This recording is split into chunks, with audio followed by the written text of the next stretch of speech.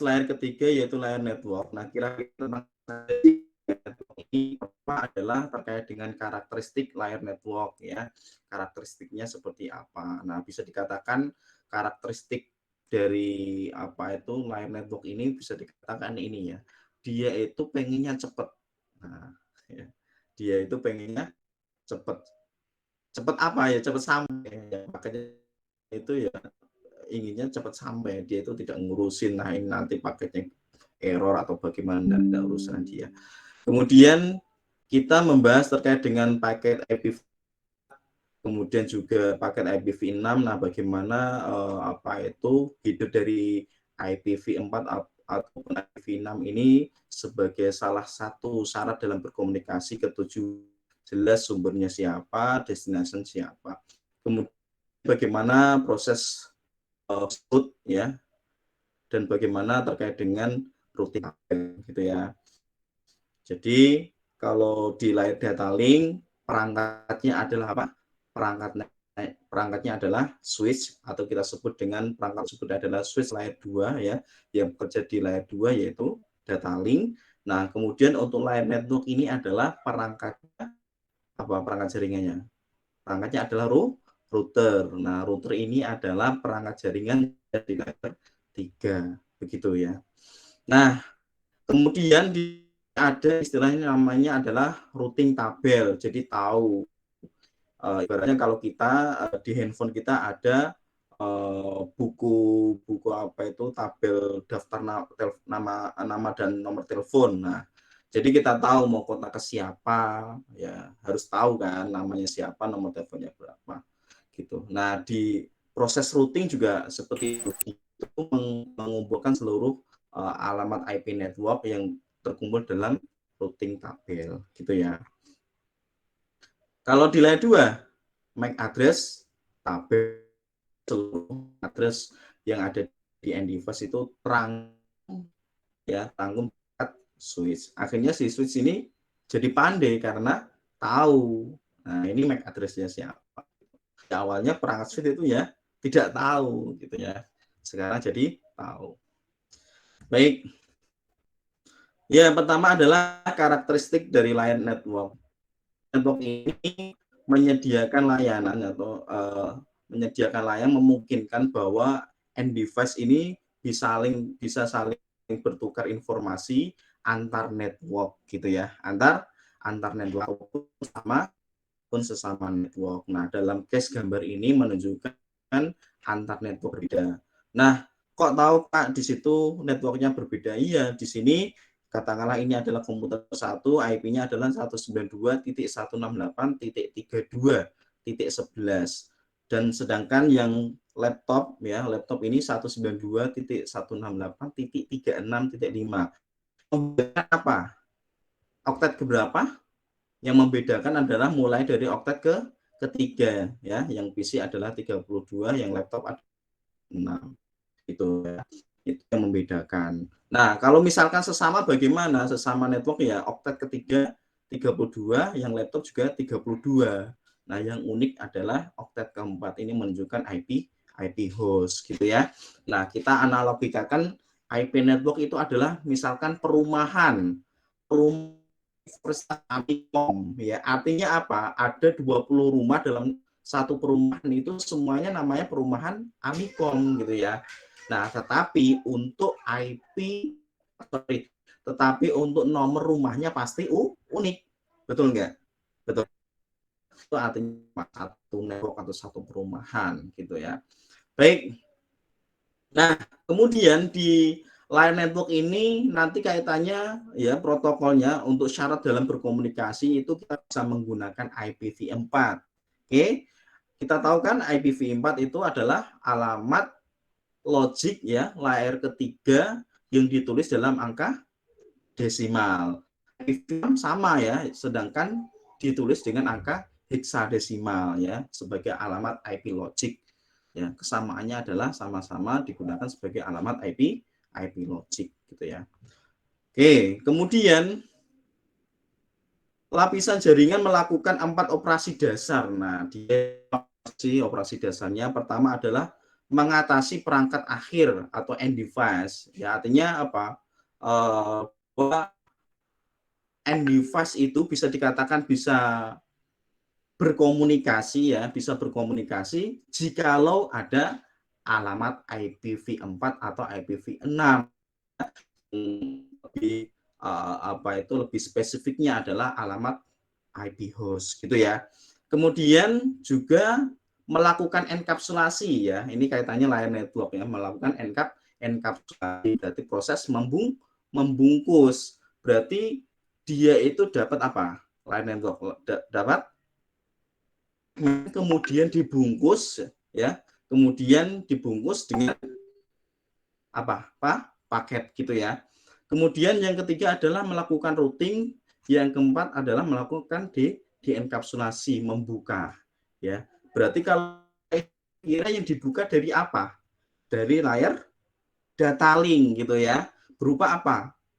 Berupa frame gitu ya, dibuka kemudian ya, destination-nya adalah source-nya adalah IP 1.1, destination-nya 2.1 misalnya seperti itu. Saya sebutkan objek ke 3 dan 4 ini ya. Baik, seperti itu. Dan dalam IP encapsulation di sini ada tambahan header ya. Ya, tujuannya untuk apa tadi? Untuk mengetahui source-nya itu IP-nya berapa, destination IP-nya berapa gitu ya. Apakah menggunakan IPv4 atau IPv6 ini tidak bermasalah ya. Jadi layer di atasnya itu juga tidak bermasalah apakah layer 3-nya itu menggunakan IPv4 atau IPv6 begitu ya. Di layer bawahnya juga tidak gitu ya, layer data link si network layer ini menggunakan IPv4 ataupun IPv6 gitu ya. Nah, kemudian sebagai catatan ya, NAT akan mengubah pengalamatan, tetapi ya tidak kita bahas saat ini ya, nanti di Jarkom 2 itu ada. Jadi NAT ini adalah sebuah protokol untuk memungkinkan ya, memungkinkan itu ya yang awalnya tidak bisa gitu itu NAT ya. Ya bahasa gampangnya kayak gitu. Maksudnya nggak bisa itu bagaimana Pak? Ya jadi kita ini kan berkomunikasinya misalkan akses TikTok, akses Google, akses IG, akses Facebook itu kan ke alamat internet. Nah, sedangkan laptop kita ini ya pastinya ya bukan lagi tidak ya, pastinya ini menggunakan alamat private, IP private. Nah, IP private itu tidak bisa berkomunikasi ke global, ke internet. Nah, Pak, kenyataannya kok bisa kan kayak gitu. Nah, inilah peranan dari protokol network address translation ya untuk memungkinkan alamat IP private ya baik IPv4 ataupun IPv6 itu bisa berkomunikasi ke global. Nah, kemudian karakteristik dari IP ini apa? Pertama adalah dikatakan connectionless ya, tanpa koneksi ya, bukan berarti ya tidak ada apa ya, tidak ada hubungan itu enggak. Maksudnya tanpa koneksi ada akan kita jelaskan ya di belakang nanti. Kemudian ada best effort, usaha terbaik. Kemudian media independen ya. Medianya plus wired ataupun wired apakah itu tembaga atau fiber tidak masalah, bisa dilaluinya gitu ya. Ini analogi ya. Jadi bisa dikatakan kira-kira kalau kita ini mengirimkan paket ya, mengirimkan tas untuk kekasih kita misalnya seperti itu, sepatu untuk calon suami kita ya bagi yang cewek ini. Nah, itu ya. Jadi kalau misalkan kita itu pengiriman ya, jasa pengiriman, pasti kan ada petugas ya masing-masing ya. Ada yang mendata untuk memastikan alamatnya di mana gitu ya. Setelah itu disortir gitu ya, disortir penataannya kemudian masuk ke mobil box. Nah, si petugas kurir ini yang mengantarkan ya, yang mengendarai mobil box ini ya tujuannya ya satu, paket yang saya bawa ini sampai ke tujuan. Betul ya? Tujuannya adalah satu, bahwa paket yang dikirimkan cepat sampai ke tujuan. Entah itu nanti bagaimana yang di dalam box apakah nanti tumpang tindih atau bagaimana gitu ya, ataupun misalkan nanti ada yang rusak ya tidak urusan dia, karena misalkan nanti rusak dia paling konfirmasi ke bagian yang lain, artinya bukan tanggung jawabnya si kurir. Nah, dalam case ini adalah tidak tanggung jawabnya ada di layer network, begitu ya, itu adalah analoginya. Oke. Nah, yang bertanggung jawab untuk memastikan kalau misalkan ini paketnya error atau tidak sampai. Nah, itu kira-kira tanggung jawabnya layer apa? Layer transport ya, layer transport yang bertugas untuk memastikan kitanya ini bermasalah atau tidak gitu ya. Jadi melakukan retransmit itu di layer transport. Nah, di layer network ini dikatakan connectionless, yang penting sampai ke tujuan gitu ya. Oke. Bahkan yang si penerima ini juga tidak tahu ini mau dikirim ataupun sampai gitu ya. Ini tidak menjadi tanggung jawabnya si layer network. Kemudian yang berikutnya adalah IP is best effort, artinya memiliki usaha terbaik. Maksudnya apa sih?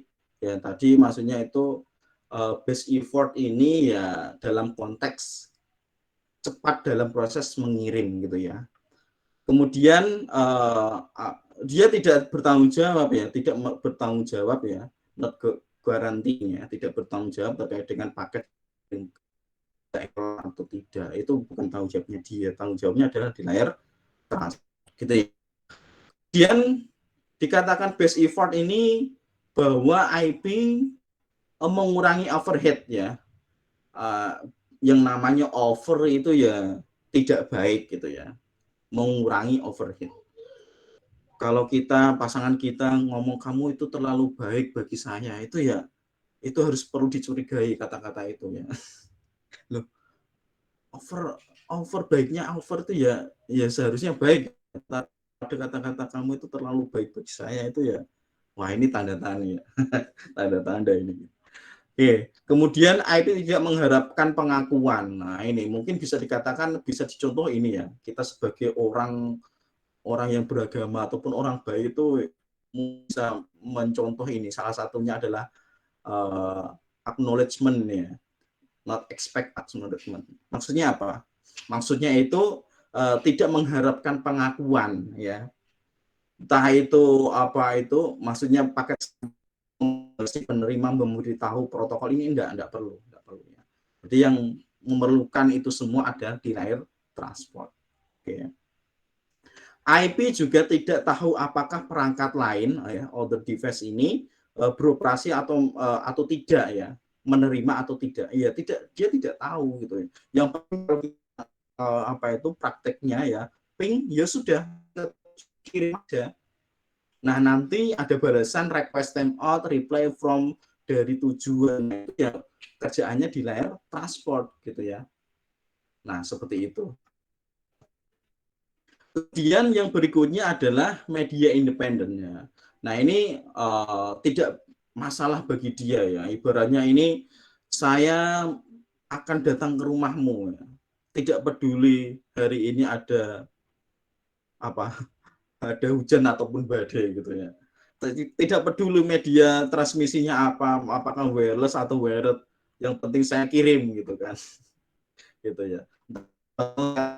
Saya kirim. Nah, ini adalah karakteristik dari apa itu layer network terkait dengan IP ya, terkait dengan IP bahwa media apapun ya tidak masalah bersifat independen. Kemudian ini juga kaitannya dengan maximum transmission unit. Nah, ini terkait dengan hal ini, lapisan jaringan menerima informasi kontrol yang dikirim oleh lapisan data link layer. Nah, ini mungkin agak sedikit rancu, maksudnya seperti apa.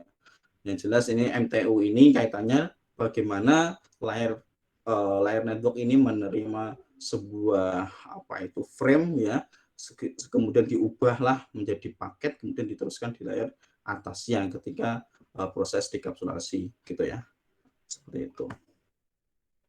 Kemudian kita lanjut di paket IPv4 ya. paket IPv4 ini, bahwa IPv4 ini menjadi protokol komunikasi utama di layer network. Kenapa dikatakan protokol komunikasi utama? Ya memang satu-satunya yang digunakan ya memang itu ya. Kok bisa itu? Ya memang desainnya adalah seperti itu ya. Jadi kita dikatakan IPv4 bukan hanya IPv4 ya, IPv6 juga sama sebagai protokol komunikasi utama ya di layer network. Nah, ini di layer network ini jelas ya, IPv4 ataupun IPv6 ini tidak berubah ya, tidak berubah alamatnya gitu ya. Source-nya 192.168.1.1, destinasinya misalkan 172.16.1.1 ya tidak berubah dari awal di proses pengirimannya seperti itu ya. Oke.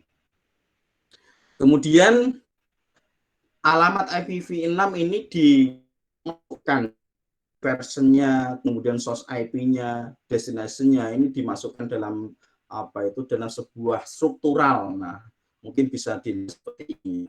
Jadi gambarannya. Jadi yang terpenting mungkin yang kita bisa tahu ya. Karena selebihnya ya kita nggak tahu ya. Selebihnya kita nggak tahu. Mungkin hanya hanya komputer yang tahu. Pertama adalah dari sisi versionnya yang warna ungu ini yang perlu kita tahu versionnya berapa, IPv4 gitu ya. IPv4 berarti ya bentuknya angka desimal ya, angka desimal ataupun dikonversi dalam bentuk biner ya ujung-ujungnya ya desimal ya, di sini IPv4.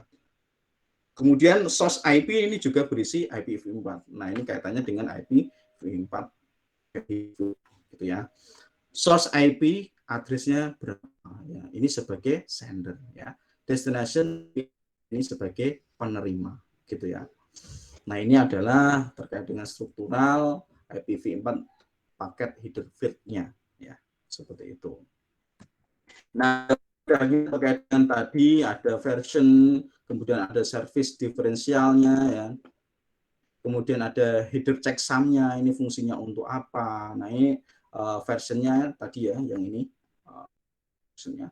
Ini ada 4 biner ya, 4 bit ya, yang menunjukkan adalah nilai desimalnya adalah 4 ya, 1, 2, 4, 8 ya, yang bitnya 1 di nomor ketiga ini ya, seperti itu.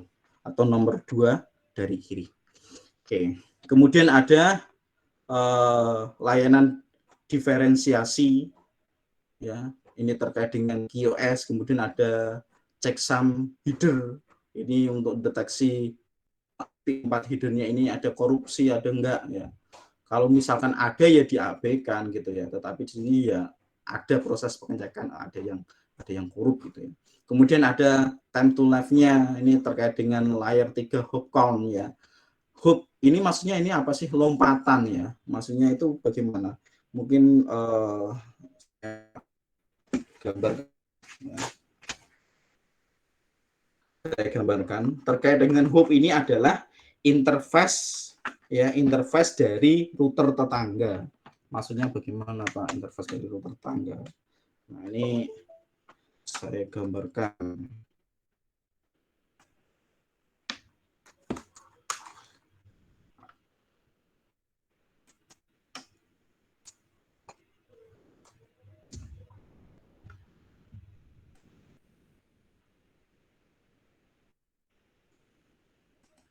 Masih loading?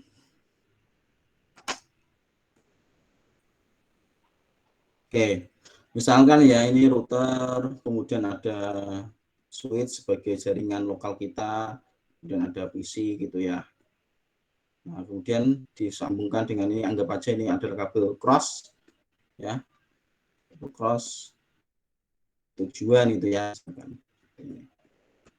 Artinya di sini R1, R2, R3 ya. Nah, R1 ini harus melewati ketujuannya ya, ketujuannya adalah ini ya, misalkan seperti ini. Berapa hub yang harus dilewati? Berapa hub? 1. Ini hub pertama. Kemudian 2. Gitu ya. Ini kedua. Gitu. Ini adalah hub. Gitu. Nah, hub pertama apa? Hub pertama adalah ini ya, interface tetangga. Nah, ini biasanya terkait dengan routing statik ya. Nanti di jargon 2 ada istilahnya routing statik ya. Jadi ini menjadi tujuan utama ya. IP network tujuan, netmask tujuan, hubnya berapa? Adalah interface router tetangga. Kemudian ada protokol, kemudian ada informasi source IP v4 address, ada destination IPv4 address. Nah, ini semuanya karena ini IPv4 ya jumlahnya 32 bit gitu ya.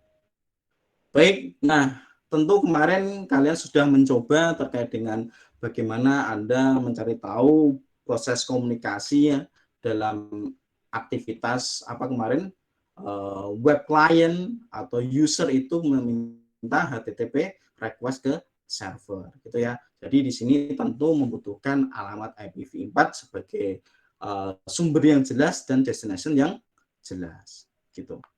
Nah, Anda bisa menggunakan Wireshark ini. Kemudian kita membicarakan paket IPv6 ya, IPv6. Pertama adalah IPv4 ini itu memiliki batasan ya, memiliki batasan-batasan. Nah, batasannya tentang apa? Ya, isunya ini paling populer adalah terkait dengan jumlahnya yang terbatas, gitu ya. Nah, alamat IPv4 ini terbatas, sehingga apa? Sehingga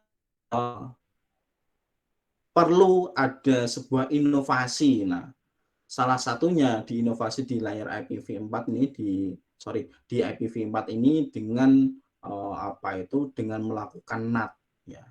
Jadi IP yang dimaksud ini adalah IPv4 publiknya ya, IPv4 publik itu terbatas ya. Karena sudah dibagi-bagi per benua, per negara seperti itu ya. Nah, kalau di Indonesia ini ada organisasi namanya APJI. Gitu ya.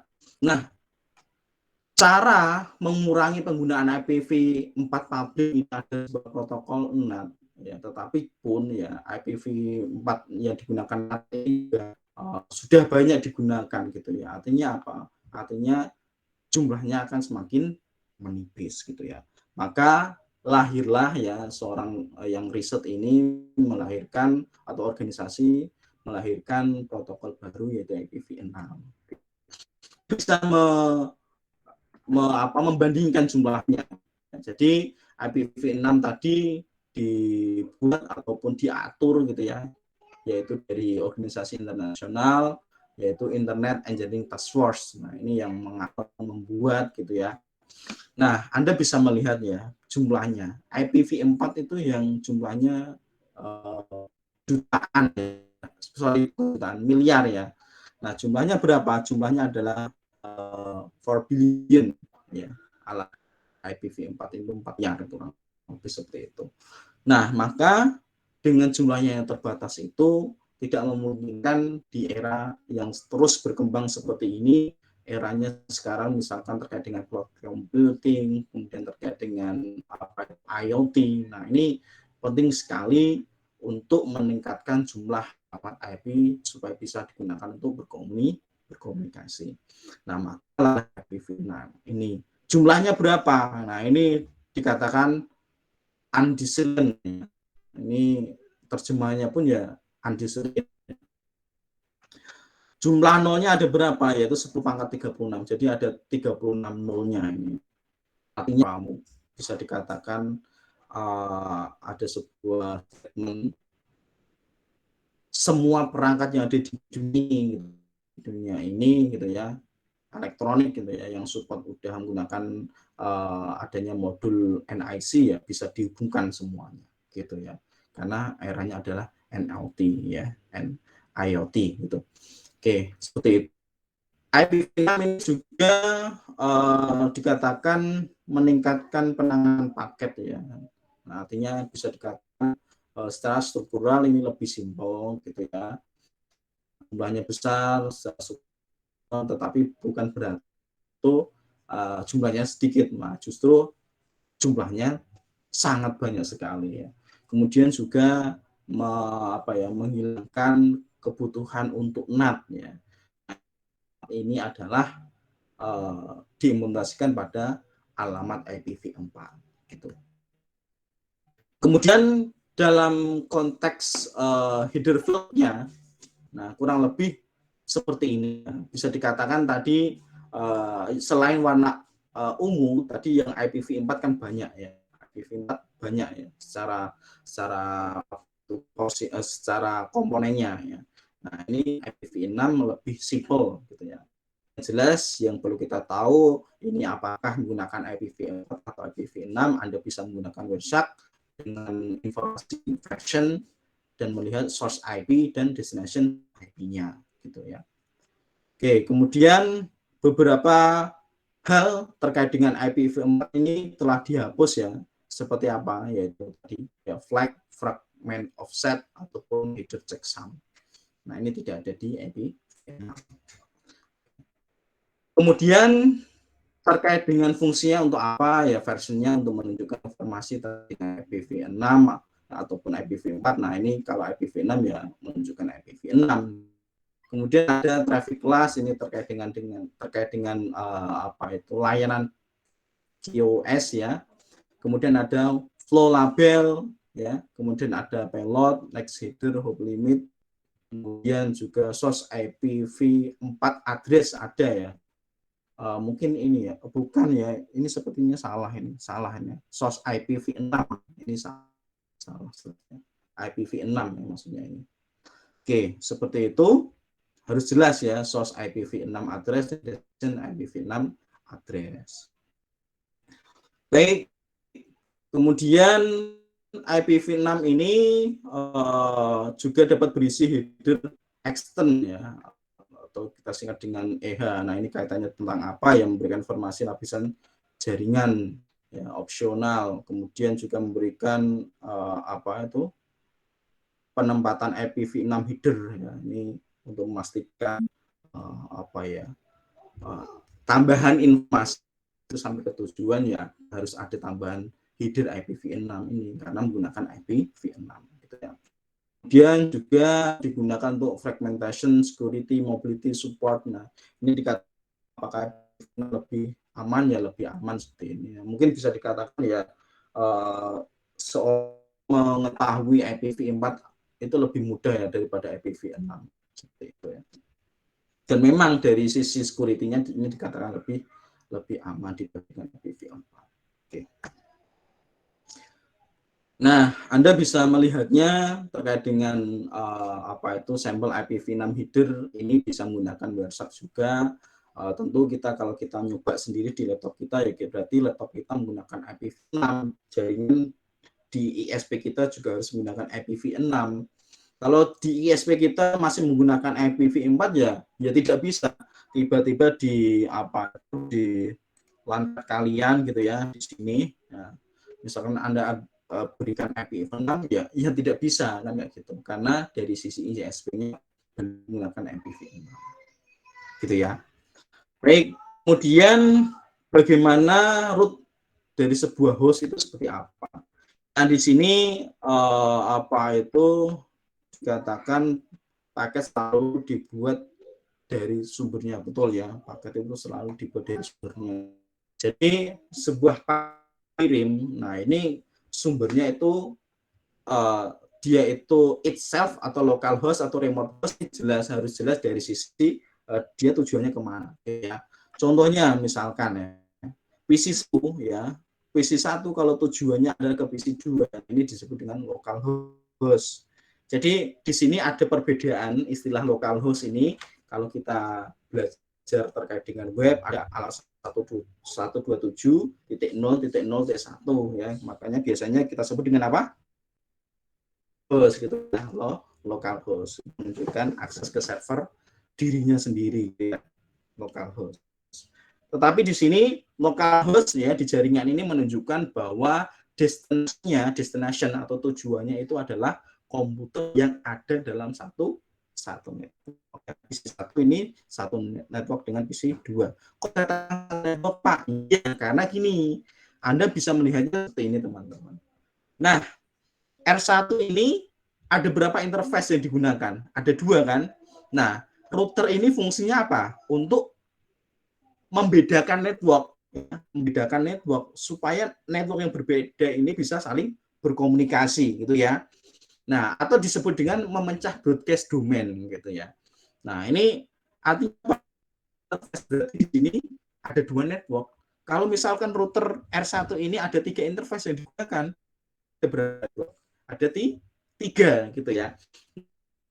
Kemudian salah satu interface ini mengarah ke kemana ini?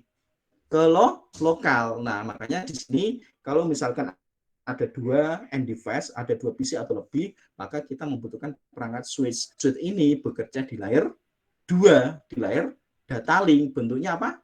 Frame gitu ya.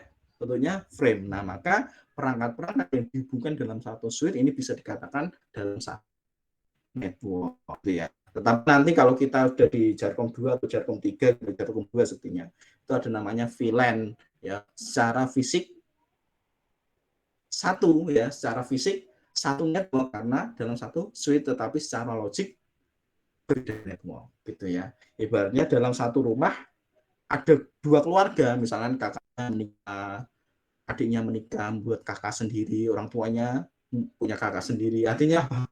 Punya network sendiri-sendiri gitu ya. Secara fisik dalam satu rumah, tapi secara logik artinya di sini ada dari sisi kakak berbeda.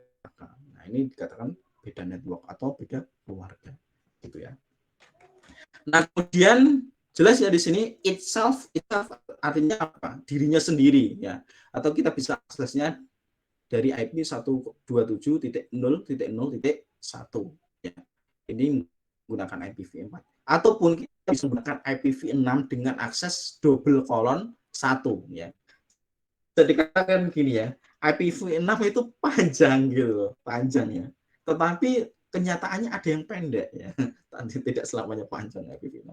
IPv6 untuk itself ya, atau kita local host kalau di bahasa misalnya kita menggunakan web browser gitu ya, menggunakan apa itu di web server ya. Ini dengan cara double colon 1 akses sama ya, sama itself.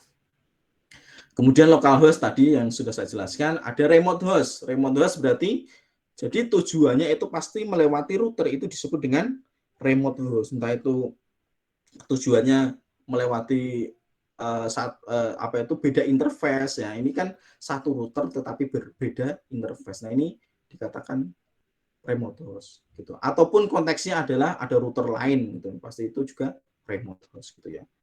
Tapi ini mungkin karena bukan mungkin ya, karena ini gambarnya ada cloud-nya. Nah, ini bisa dikatakan ini server publik ya. Nah, artinya melewati banyak router. Nah, ini disebut dengan remote host juga. Oke, jelas ya. Itself dirinya sendiri, host artinya apa? PC yang ada dalam satu network dengan diri. Ada lagi remote host, ini menunjukkan alamat tujuan. Kemudian ada istilahnya ini ya, host forwarding decision ya, artinya apa? Entah IPv4 ataupun IPv6 ini apa ya, ada penentuan source device-nya IP-nya berapa ya, ketika kita ke tujuan ke remote desk gitu ya. Kita lanjutkan saja. Ada istilahnya default gateway. Ada benernya kayak aja. Default gateway. Oke, kira-kira dari topologi ini ya, ini PC1 alamatnya PC1. Nah, Anda bisa melihatnya walaupun ini ditulis titik 10 ya. Artinya sistem ini alamatnya adalah 192.168.10.10 gitu ya. Ini adalah IP networknya, dan kemudian yang dituliskan di setiap PC ini adalah alamat IP hostnya gitu ya. Yang PC2 alamatnya berapa? 192.168.10.15. Nah, kemudian tadi yang perlu kita tahu adalah DGW-nya ya. DGW, DGW ya. Yaitu apa? Terkait dengan default gateway. Default gateway adalah alamat interface router yang dalam satu network dengan komuter. Nah, gitu ya. Jadi di sini antara interface ini katakanlah fast rate 0 ya. Ini kan satu network dengan PC 1 tapi di sini fast rate 2 misalkan. Nah, ini sudah berbeda network. Artinya apa? Nah, ini kalian tidak boleh salah yang digunakan gateway. Nanti yang digunakan gateway IP yang ada di sini ya. Tidak ya. Jadi gateway ini adalah alamat interface router yang dalam satu network dengan komputer. Gitu ya. Baik, kemudian Anda bisa melihat apa itu masih routing tabel dengan cara netstart main_r. Nah, ini di komputer kalian netstart main_r. Ini adalah terkait dengan routing tabel yang ada di jaringan. Nah, ternyata di sini juga ada alamat localhost, alamat saya VPN ini. Oh ya, ternyata saya menggunakan VPN. Nah, ini alamat saya, IP public saya ini. Nah, ini adalah alamat IP public routernya kantor ya. Ternyata saya menggunakan VPN. Oke, baik seperti itu. Ini cara melihat routing tabel. Juga ini adalah alamat apa ya? 224 ini link lokal. Apa istilahnya? Saya lupa istilahnya. Alamat multicast ya, 224. Seperti itu. Baik, seperti itu kita lanjutkan terkait dengan perkenalan dari routing. Jadi itu namanya routing statik ataupun dinamis ya. Nah, terkait dengan apa yang terjadi ketika menerima frame dari device host gitu ya. Jadi ya semuanya akan diubah dalam bentuk paket kan kayak gitu ya. Jadi kan ini ketika PC 1 enter www.amico.id enter, maka akan enkapsulasi dari application sampai di layar physical. Kemudian melewati media transmisi, kemudian si switch ini akan memforward frame. Nah, ketika dia itu ingin memforward frame kan harus tahu nih tujuannya kemana, sumbernya dari mana, tujuannya ke dibutuhkanlah alamat source MAC address dan destination MAC address. Destination source MAC address-nya adalah dari PC1, destination MAC address-nya ke interface gigabit 000 gitu ya. Kemudian di enkapsulasi lagi sehingga bisa sampai layar fisikal melewati media transmisi, masuk sampai ke R1 akan dikapsulasi gitu ya. Nah, di dekapsulasinya sampai layar apa? Di layar network. Nah, si router ini akan tahu nih, oh source IP address-nya berapa? Oh 192.168.10.10. Destination-nya berapa? Destination-nya adalah alamat tujuan yaitu berapa? 10.1.2.10 gitu ya. Nah, ini ya. Ini juga salah ya ini tulisannya. Tulisannya juga salah ini 10.12 itu 1.1 ya. Oke, ini maksudnya ini ya, ketujuannya ini, anggap saja ketujuannya ini ya. Yaitu 10.1.2.10 gitu. Baik. Nah, ada istilah connected. Nah, connected itu artinya apa? Bahwa dia itu terhubung langsung ya, dikoneksikan langsung ya. Oke, directly connected. Terhubung langsung. Jadi routingnya ini ya bentuk gitu ya, routingnya terbentuk secara langsung. Ya. Contohnya di sini adalah networknya 10.0 dihubungkan ke gigabit 000. Padahal si router akan tahu. Kemudian R1 ini juga terhubung dengan networknya dengan R2 link ya R1 antara R1 dan R2 ini juga dia juga tahu network yang dia handle satunya adalah 202.165.200.224. Nah, ini disebut dengan directly connected. Oke, jelas ya? Jelas sampai sini?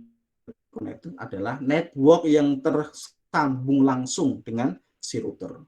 Nah, kemudian dari sudut pandang R1 ya, nah, network yang dihandle sebelah kanan ini, nah ini disebut dengan remote network. Jelas? Jelas. Nah, kalau kita sudut pandangnya dari R2 ya, 10.1.20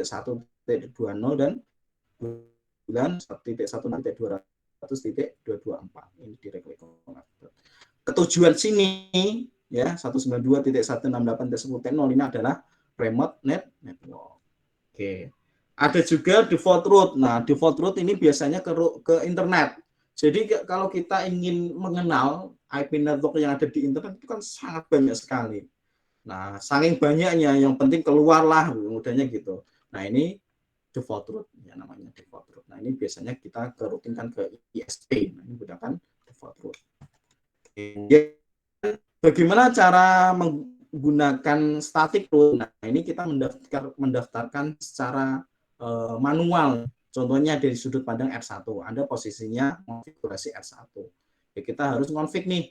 IP root network tujuannya berapa? 1.1.0 yang merupakan adalah IP networknya ini. Nah, gitu ya. Nah, IP networknya yang dihandle langsung R1 ini tidak perlu di routing static karena sudah directly connected. Sampai sini bisa dipahami ya. Kenapa tidak perlu di routing static? Karena directly connected, tersambung langsung. Networknya tersambung langsung. Nah, yang dihubungkan dirutinkan statik ya hanya ke 10.1.1.0 ini. Ya. Oke, subnet masknya berapa? Ya, 24. Gateway-nya, next hub-nya berapa? Nah, next hub adalah next hub adalah IP address dari router tetangga yaitu 202.165.200. berapa? 226. Nah, ini. Baik, sampai sini cukup mudah dipahami ya terkait dengan static root, bagaimana kita mendaftarkan IP root ke tujuan gitu ya. Tujuannya untuk apa ini? Tujuannya supaya apa? R1 ini tahu ketika dia ping ke laptop ya tersambung gitu ya. Sudah PC1 sudah ping ke laptop 2 ya, PC2 ya tidak bisa tanpa adanya protokol routing gitu ya. Semoga bisa dipahami. Juga terkait dengan dynamic root. Ya, dynamic root ini bisa dikatakan itu tidak perlu mendaftarkan manual. Ya, contohnya ada SPF gitu ya. Nah, misalkan router RIP, IP networknya 10.1.2.0. Apa itu? Kemudian berapa? 202.165.200.224. Nah, jadi R2 ini tidak perlu mendaftarkan router network IP network tetangga ya, tidak perlu. Jadi si R1 mendaftarkan networknya, R2 mendaftarkan network yang sehingga apa? Sehingga bisa saling mengetahui. Nah, ibaratnya itu gini. Orang tua kita ya ketemu dengan temannya di sebuah resepsi loh. Ini loh anak-anak saya gitu. Oh iya, namanya siapa? Alpha Beta Charlie. Ini loh anak-anak saya yang satu gitu. Sehingga apa? Antar network, antar keluarga ini bisa saling mengenal otomatis gitu ya. Oke, kita lanjut. Nah, ini terkait dengan tanda-tanda simbol ya. Anda bisa mengetikkan di router show IP root. Di sini ada beberapa kode, ada L. L menunjukkan directly connected local interface IP address. Contohnya R1 ini directly connected tadi berapa? Interface-nya adalah gigabit 000, IP network-nya adalah 192.168.10.0 dan sebelahnya ini gitu ya. Itu ada directly connected. Local interface ya, local interface. Oke. Local interface L di sini 10.1 ya, 10.1 berarti IP-nya sendiri ya. Ya. L ini directly connected tapi local interface karena ada directly connected network ya, ada L ada C ini beda ternyata ya. Oke. C ini ada IP networknya ya ini ya C. Kalau lokal ini adalah IP dari interface-nya si ya gitu. Nah, kemudian ada lagi C ini menunjukkan IP network yang ditangani sebelahnya ini ya, tangani R2 sebelah R1 sebelah kanan. Oke, kemudian ada link lokal ya atau directly connected local interface. Nah, ini 225. Nah, ini merupakan IP dari R1 gigabit 001 gitu. Oke. Kemudian ada O. O ini menunjukkan OSPF. Kalau ada D, EIGRP. Gitu ya. Nah, kemudian ada lagi R, RIP.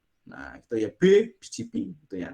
Nah, OSPF ini adalah salah satu routing protokol yang kategori dinamis. Nah, bahwa si R1 ini menangani IP 10.1.1.0 gitu ya, terhubung dengan network sebelumnya itu ya. Via apa? Via ini ya. Saya ulang, R1 ini terhubung dengan network yang berbeda yaitu 10.1.1.0 ini adalah terkait dengan administratif distance ya, ID dari OSPF ya. Kemudian slash 2 via berapa? Via 226. Dia mengenalnya itu via IP 226 ini. Oke, seperti itu ya. Yaitu melalui gigabit 001. Oke, exit interface-nya ini. Oke, seperti itu. Semoga bisa dipahami bagaimana pengenalan dari routing tabel. Itu pertemuan hari ini, semoga bermanfaat. Apakah ada yang ditanyakan? Silahkan. Tidak ada?